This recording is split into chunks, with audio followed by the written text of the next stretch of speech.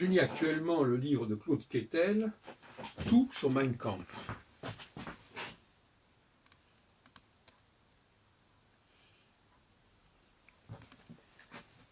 Pourquoi est-ce que je voudrais vous parler de cet ouvrage? Non seulement de Mein Kampf, mais de tout à fait Quetel. Quetel montre que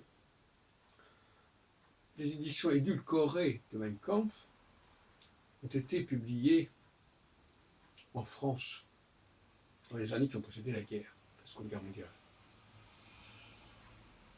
C'est très intéressant, parce que cela nous évoque une problématique beaucoup plus ancienne, beaucoup plus large. Quels sont les ouvrages qui ont pu ainsi être remaniés pour correspondre à une nouvelle idée de la situation, ou pour tout simplement tromper les esprits en leur montrant que tel ouvrage ne dit pas vraiment ce qu'il a dit, etc.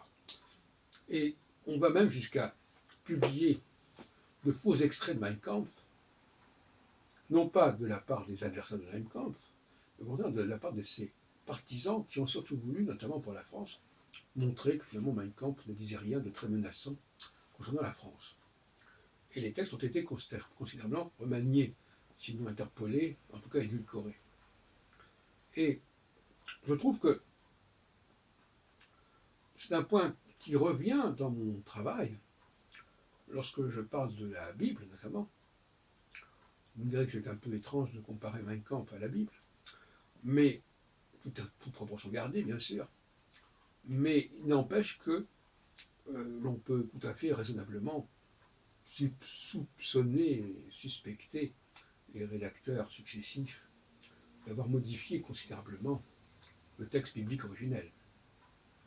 Et non seulement cela, mais même les livres de prière juifs, à mon avis, ont été considérablement remaniés, retouchés, on a rajouté des choses pour donner une nouvelle idée du judaïsme.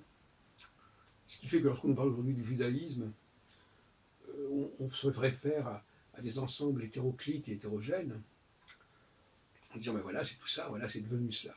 Alors ça, c'est la fameuse théorie des gens qui disent que l'important, c'est ce que les choses deviennent. Ben non, les choses ne deviennent pas. Ce que les choses deviennent n'a pas forcément de légitimité. On peut transformer un texte et lui donner une forme nouvelle qui peut trahir ce texte.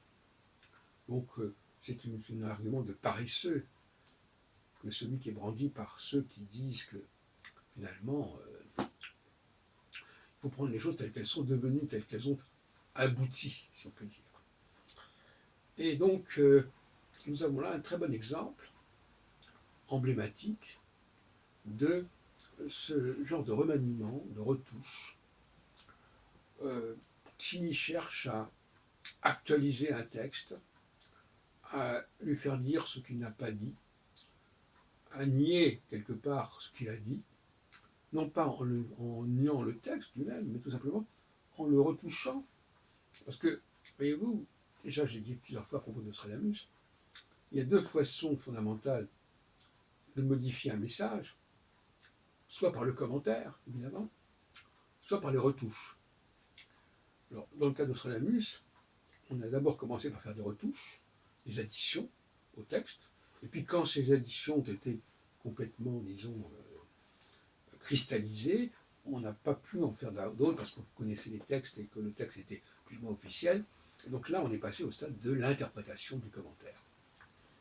Et là, avec Mein Kampf, on n'est même pas dans le stade du commentaire, on est encore dans le stade où on fabrique de fausses éditions qui donnent une fausse image des intentions du chancelier Hitler, arrivé au pouvoir en 1933, par rapport à un ouvrage qui était paru en 1926, je crois. Et à ce moment-là, évidemment, par rapport à la France, on a essayé d'apaiser les esprits, de les rassurer, de leur dire que non, le chancelier Hitler, non seulement n'avait pas cette intention, mais que même son Mein Kampf ne disait pas ce qu'on lui faisait dire, etc. Et tout le problème des traductions, que la traduction, c'est aussi un moyen de changer la signification d'un texte. C'est une occasion rêvée, la traduction. On l'a vu pour Nostradamus, où un certain nombre de traductions, notamment vers le latin, ont modifié le texte français, mais je ne parle même pas de toutes les traductions qu'on peut faire vers l'allemand, vers l'anglais, ou vers l'italien, ou d'autres langues. Mais la traduction est aussi un moyen de changer le contenu d'un texte. Un moyen extrêmement efficace, parce que, vous comprenez, quand on traduit un texte, bon, il y a toujours une certaine latitude dans la traduction. Et d'ailleurs, on dit traducteur, traducteur et traditore, c'est-à-dire le traducteur trahit toujours le texte qu'il rend. Et donc, voilà aussi un troisième point, donc le commentaire, la traduction et la retouche. Voilà les trois façons que l'on a de transformer le contenu d'un texte et d'en donner une image tout à fait différente de celle qu'il avait à l'origine.